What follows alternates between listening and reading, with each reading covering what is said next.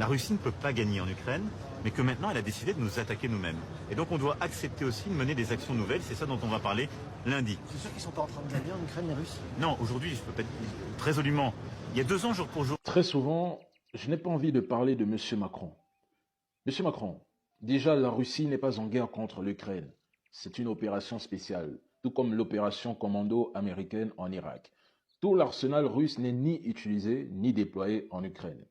Si la Russie attaque la France, ce ne sera pas à coup de chars ou de soldats. Medvedev vous l'a dit. Si une guerre Russie-Occident éclate, et la France est l'Occident, ce sera une guerre à coup de missiles hypersoniques, une guerre nucléaire, l'Armageddon nucléaire.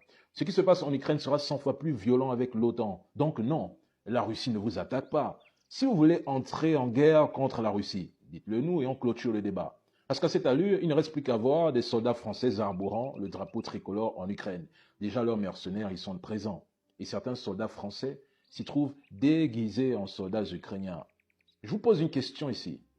Si les Américains, les Allemands, les Polonais ralentissent déjà, pourquoi Macron ne lève pas le pied?